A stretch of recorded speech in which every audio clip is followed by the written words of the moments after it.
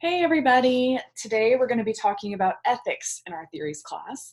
Um, so just a second. I know most of you have already taken the ethics class, so this is going to be kind of a review, but it's important stuff. So we're going to go ahead and cover it. All right, so this is based out of Corey's chapter 3. Some of the ethical issues that are addressed in this chapter include making ethical decisions, client needs versus counselor needs, educating clients about the rights and limits to confidentiality, and issues related to diversity, diagnosis, evidence-based practice, and we already have diagnosis, and dual roles in relationships. So the ethical principles that we try to uphold in our counseling profession include mandatory ethics, which just means following the laws and the basic standards, the basic ethical standards that are important. Aspirational ethics, which involves doing what's best for the client. So the counselor doesn't just follow the code, but follows the highest level of conduct, which is, of course, where I would like to see all of you as practitioners. And positive ethics is an approach by practitioners who want to take the best approach possible for their clients, rather than just stay out of trouble by following the code. When we're making ethical decisions, we need to always follow the laws first of our state. So you need to know, and if you don't know, you need to find out. You can Google most of the actual laws in the state of Texas, but you can also consult with attorneys and other professionals that are more experienced, maybe dealing with the topic at hand. You want to follow the ACA 2014 Ethics Code. Or if you're a school counselor, follow the ASCA code. You want to consult. If you're unsure, it's always good to consult and document that consultation. You can follow ethical decision-making models, and you're going to ask yourself how your values come into play and how the values of the client come into play. So in the book, it talks a little bit about how some counselors can get really so worried about following every law and every code because they're worried about a lawsuit. And, we do live in a litigious society, so obviously following the laws and the ethical codes is going to keep you safe from anyone who might, want to litigate. However, you don't want to be so worried about a misstep that you are just your practice becomes all about following the rules and focusing explicitly only on the ethical codes and laws. We want to follow those ethical codes and laws for sure, but we also just want to make sure that we're keeping client welfare as the highest priority, and relax a little bit and just give respect to the client, follow the ethical limits, and keep client welfare at the top of the chain. So when in doubt, it's good to follow an ethical decision-making model. And this is the decision-making model from the ethics class that I teach as well. And so there are many ethical decision-making models, so you can find one that works for you, but they all basically follow most of these steps. So the first thing you're going to do is identify the problem or dilemma. You're going to gather as much information as you can that can shed light on the nature of the problem. And this will help you decide whether the problem is mainly ethical, legal, professional, clinical, or moral, or a combination of those things. Then you want to identify the potential issues, evaluate the rights, responsibilities, and welfare of all those who are involved in the situation. Look at the relevant ethical codes for general guidance on the matter. You want to consider whether your own values and ethics are consistent with or conflict with the relevant guidelines. And then consider the laws, regulations, and determine how they may have a bearing on the ethical dilemma. Seek consultation from more than one source and obtain various perspectives on the dilemma, and document in the client's record the suggestions you received from this consultation. Brainstorm various possible courses of action and continue discussing options with other professionals. Include the client in the process of considering options for action, and document the nature of the discussion with your client. You want to go through and enumerate the consequences of various decisions and reflect on the implications for each course of action for your client, but also for yourself. Are you putting yourself in a legal or ethical quandary and you want to decide on what appears to be the best possible course of action. So once the course of action has been implemented, you follow up to evaluate outcomes and determine whether further action is necessary. Document the reasons for the actions you took as well as your evaluation measures. And the reason that we have these ethical decision-making models is because usually when an ethical dilemma comes up, it's not black and white. It's like there are multiple courses of action that can be taken and multiple things that could be done. So, you want to keep that in mind. That, there's not always a clear-cut right answer. Obviously, you're going to follow the laws first, and if that helps guide you immediately, then great, you stick with that. But, some of these situations are layered and nuanced, so you just want to make sure you're following an ethical decision-making model because it really helps you not miss a step that could be crucial in making the decision that's right for you and for your client. Informed consent is a really important part of the counseling process. So informed consent is providing clients with information about their rights pertaining to therapy. This is done verbally and through a written professional disclosure statement. It's a foundational part of the relationship building by empowering autonomy and decision-making. You're also building trust and creating buy-in by setting the expectations in the counseling relationship. This is usually done in the first session. It can also happen before the session. Sometimes I send out documentation, informed consent paperwork before, like the HIPAA notice and my financial policies and consent to treatment. So they have to sign a consent form for treatment, which also outlines their rights and limits to confidentiality. So I kind of have them do the bulk of that paperwork before they even come in the office, but then I follow up and go over all the paperwork with them just to make sure that we have a very clear understanding of the process. I also break down the counseling process for them. So I tell them, what therapy means to me, what my role in this will be, my role as a professional, boundaries related to professionalism. And then I talk about their role in the counseling process, like being really honest, taking good care of themselves and going to the doctor, setting goals and being an active participant in the therapeutic process. I also give information about risk. So I let them know that it could get a little bit worse before it gets better.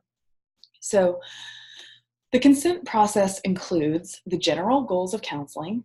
And these wouldn't be specific to the client yet, but it would just be, your view of what counseling is and the fact that you will be setting goals. The responsibilities of the counselor toward the client, the responsibilities of the clients, limitations of and exceptions to confidentiality, legal and ethical parameters that can define the relationship, and the qualifications and background of the practitioner, fees involved, and the services the client can expect and the appropriate length of the therapeutic process. Further areas might include the benefits of counseling, risks involved, and the possibility that the client's case will be discussed with therapist colleagues or supervisors. So this is going to be really important for you as interns to make sure that you put in your informed consent that you will be under supervision by someone and that you will discuss cases with your supervisor. Okay? So as I mentioned previously, this starts at the beginning of therapy, but it continues throughout the counseling process as needed. So, informed consent does not stop after the first session. You will remind the client, in some ways that this could come up is if, let's say, a teenager starts to get comfortable with you and they start telling you things that are risky that you might need to tell a parent. You may want to say, hey, I just want to remind you again of our limits to confidentiality before they continue, which could be helpful for them, because they might stop themselves from telling you something that they would get angry about you talking to a parent about later.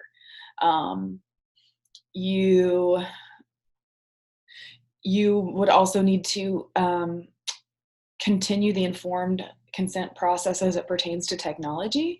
So technology is one of those things that you never know when things are going to pop up, because we're all kind of connected. So if, for instance, they Facebook friend request you or they start following you on your Instagram, we need to put in safeguards before that happens, like making sure that your account is private, making sure your Instagram is private.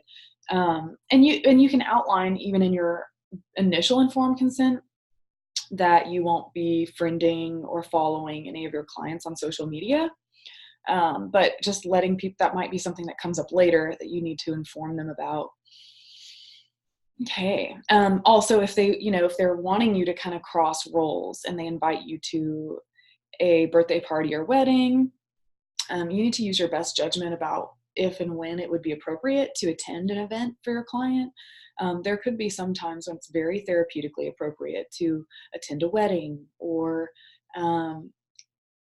well, maybe not a wedding, a funeral is what I was thinking of. If it was a really important person in that client's life, or if they graduate from an AA program and they really want you there because you've been a huge support to them. Those are some, sort of circumstances in which it could be appropriate to attend, but you would still go over with them how you want them to, or how they would like you to be addressed to the people in their life. So for instance, let's say you do attend a funeral because they want you to go. Are you just going to sit in the back and, give them a head nod? Or do they want to, introduce you to everyone they know and the whole family? I mean, that really is up to them and their level of, wanting to uphold confidentiality or not. But it's something that you would want to discuss beforehand. You wouldn't go in cold, not knowing how to handle the situation, because it could harm, their confidentiality. It could be damaging to the relationship, or it could slip over into sort of an inappropriate relationship if you're not careful about it. So let's go over confidentiality and privileged communication. As we know in our profession, confidentiality is very important. So confidentiality, let's do privileged communication first. So privileged communication is a legal concept that protects clients from having their confidential communication with their therapist revealed in court without their permission. Please note that this varies state by state. I'll tell you a story. I actually went to court and asked to uphold privileged communication. So in the state of Louisiana, that was determined by a judge. The judge could have told me, no, I need this information, so you have to break confidentiality and tell me what's going on. Or they could choose to uphold privileged communication and protect the confidentiality of the client. In my case, they did. The judge did determine that it was appropriate and that I could uphold confidentiality, so I did not have to say anything in court. But a judge could overrule that. A judge can subpoena your records. So anything, some things can come out in court, even though they are meant to be kept confidential in the counseling relationship. So that's really important to know. And it's also important to share with your clients that that is a limit to confidentiality. So if you end up in court, some of those things are fair game, and that you will try to protect their confidentiality, but that you can't guarantee it. And a general definition for confidentiality is just keeping private most of the counseling relationship and being transparent about what you might have to share with others, and that builds trust. So we want to protect the things that we can and keep that private and confidential. We also want to be careful with technology. So make sure that if you are even setting appointments, that you're using HIPAA compliant software. So you're going to use HIPAA compliant email servers. Gmail is HIPAA compliant if you get a business account, so you have to pay for that. But if you want to use email to set up your appointments, which most people do, then you're going to want to use that. I also use a system that is HIPAA compliant. You want to be careful with text messages, emails. You wouldn't want to put any clinical information in a text message or an email. So the only thing that you should really use that for is scheduling. So just be mindful of that, and you might have to set some boundaries around that if a client maybe just doesn't understand or uses technology a little bit inappropriately. Breaking confidentiality. So you have to follow the rules and laws the laws in your state, and the rules of your organization. So some reasons you might have to break confidentiality includes when a therapist believes that a child is being sexually abused. It says here that when a therapist believes a client under 16 is the victim of incest, rape, child abuse, or other crimes, but in the state of Texas, it is under 17. So 17 is the age of legal consent in Texas. So if there's an adult client having sex, if an adult is having sex or any type of sexual relationship with your client who is under age 17, then that's a reportable offense, and we know that we're mandated reporters. So that's something you would want to be very clear about in your informed consent process. When the therapist determines that the client needs hospitalization, so obviously if a client is in danger of harming themselves or others and they need some outside help that you can't provide, that would be a time when you'd break confidentiality. When information is made an issue in a court action. So as I mentioned earlier, we want to uphold confidentiality in court, but we can't guarantee it. The courts can overturn our privilege of confidentiality. That's why it's called a privilege and not a right. And when clients request that their records be released to them or to a third party. So you can release records to anyone they choose. This usually happens if a client's hospitalized, or they go in for inpatient treatment somewhere, or you end up coordinating with a doctor or a psychiatrist. You might release information to them. But anytime they provide a written consent form for you to release information, you can do so. Or if they want the records released to them, they have the right to their own records. So we want to be very careful when we're documenting to be mindful of that they could request their documents at some time. All right, there are ethical issues from a multicultural perspective. So as it pertains to theories, many of the theories need work to be applied to our ever-evolving diverse population. Psychotherapy is based on a Western model. It started in Vienna, Austria in approximately 1905 with Sigmund Freud. So obviously that was rooted in Western European ideals at the time. And contemporary therapy approaches are grounded on a core set of values which are not value neutral nor applicable to all cultures. So for example, the values of individual choice and autonomy are not universal, but they are rooted in our Western approach to psychotherapy. Because psychotherapy did not start in East Asia, which is very collectivist, it's not rooted in collectivist values. It's rooted in individualistic values. So how does that work with an Eastern Asian collectivist adhering individual? It doesn't quite fit. So we really need to be open to adapting our theories, to listening to and understanding the values and worldview of our clients to determine why they're seeking help and how to best deliver the help that's appropriate for them. We need to explore both individual and environmental factors impacting the client. There are also some ethical issues related to assessment in counseling. So assessment consists of evaluating the relevant factors in a client's life to identify themes for further exploration in the counseling process. Diagnosis, which is sometimes part of the assessment process, actually it's usually part of the assessment process unless the therapist de-emphasizes diagnosis in their practice, consists of identifying a specific mental disorder based on a pattern of symptoms. So you're going to assess to try to get as much information about the client as possible to figure out what's going on, and then you're going to diagnose,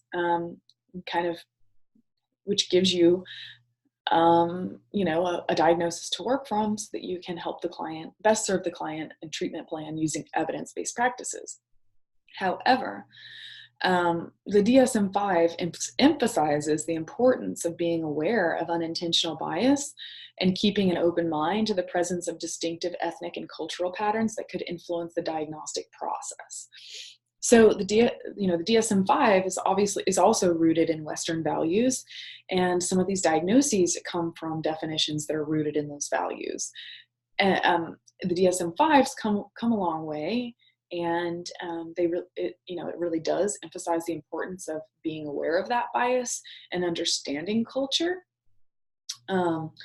However, it's based on a medical model that defines problems as residing with the individual rather than society, so rooted in that individualistic culture. It does not take into account the political, economic, social, and cultural factors in the lives of clients, which can play a very significant role in the problems of clients.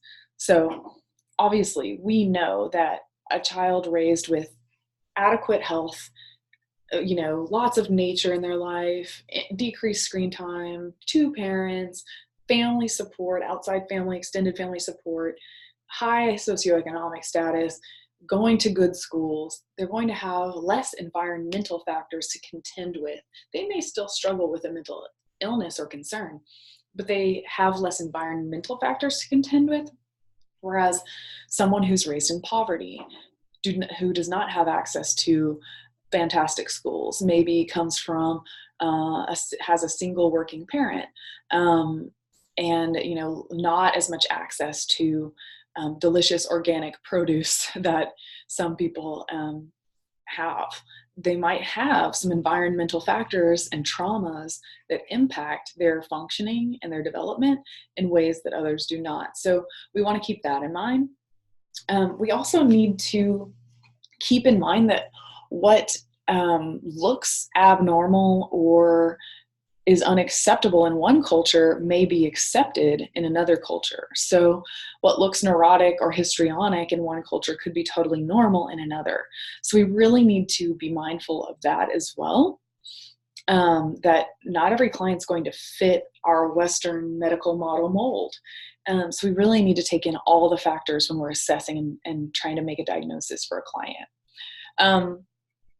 Feminist therapists contend that traditional diagnostic practices are often oppressive, and that such practices are based on a white, male-centered Western notion of mental health and mental illness.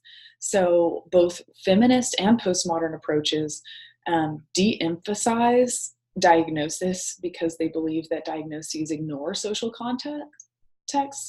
And they challenge many diagnoses, but they still make assessments and draw conclusions about presenting problems and how to help, even if they are, de-emphasizing diagnosis in their practice.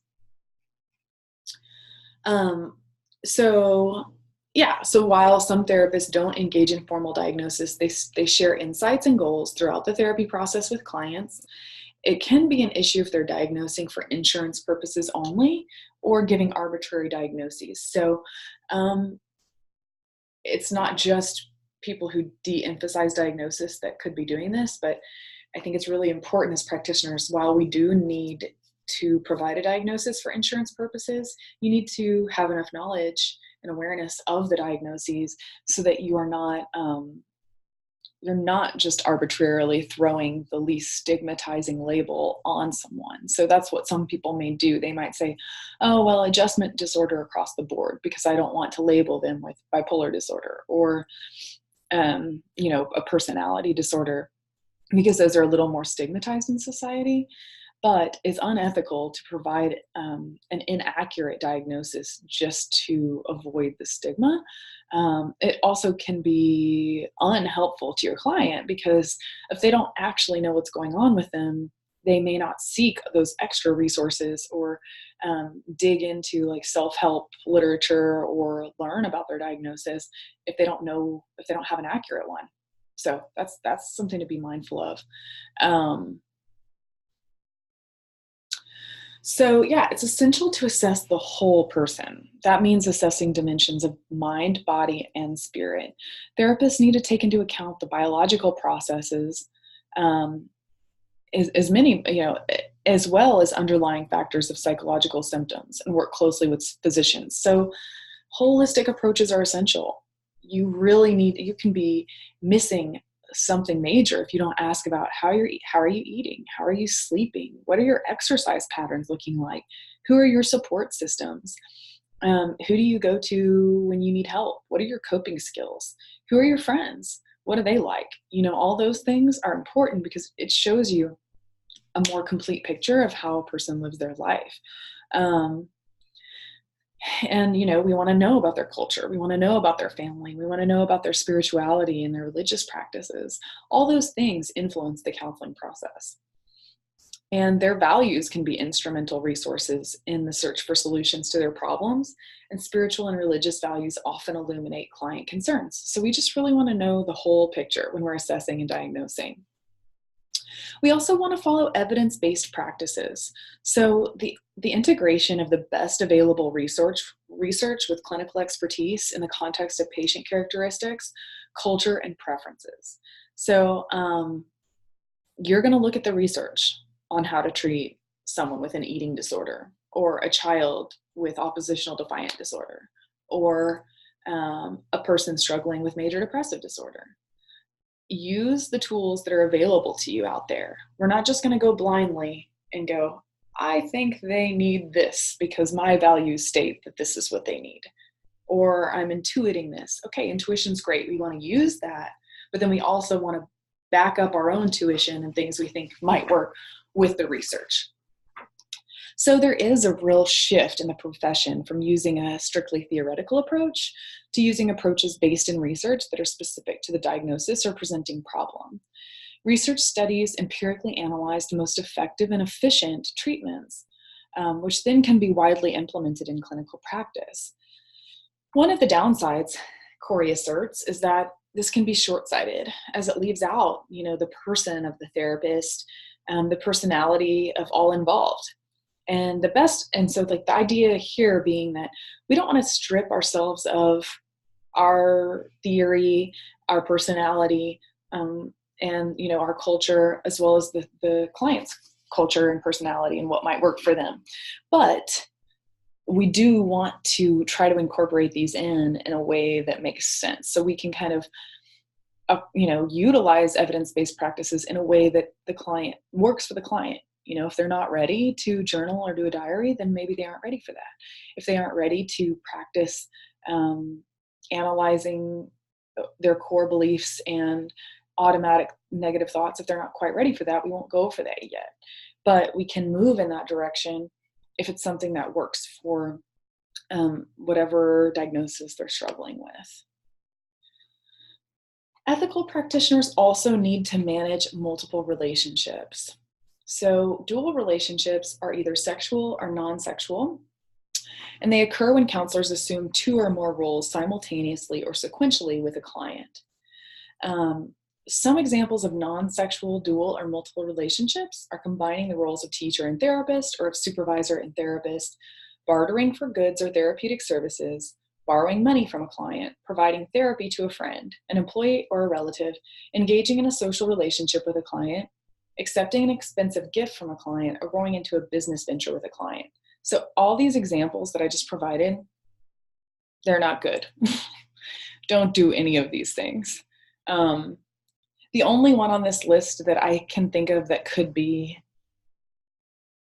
a crossover that's not harmful is engaging in a social relationship with a client. So sometimes people live in small communities in rural areas. And if you're the only therapist in town, you might also go to church or work. I would want to avoid working with someone you're working with, but avoid someone you're counseling, sorry. But you might have some boundary crossings or some dual relationships that are a little bit unavoidable. And then you just have to measure out, it's a, cost versus benefits type of situation where you're really asking yourself, can I help this person and remain objective? Is my boundary crossing going to be too damaging? Could this be problematic later? Counseling friends is not a good idea. It's hard to be objective. Counseling a friend of a friend, probably also a bad idea because you could run into them socially. However, again, some people don't have that luxury. And if you're the only counselor in town, it might be best to go ahead and see the client if you're the only help that they can get. Okay. So that's a complicated issue. But some of these are not complicated. So sleeping with a client, absolutely never acceptable. Maybe 5 years, in the state of Texas, it says that after 5 years of terminating the relationship, you could engage in a romantic relationship, but you would still need to document it. You would still need to contact the board, and it still might not be okay. So I would say just avoid it altogether. Right. So some relationships may have more potential benefits to clients than risks. It's your responsibility to develop safeguards aimed at reducing the potential for negative consequences. Ways to manage boundaries continued. So setting healthy boundaries early in the relationship through informed consent is key.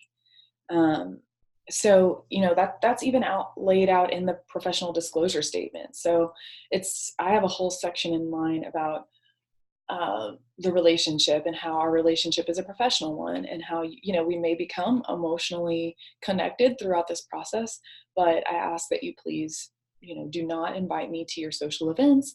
Do not contact me unless it's in a professional way, and if I see you in public, I will ignore you. That's not to be rude, it's just to protect your confidentiality, because I want to respect that.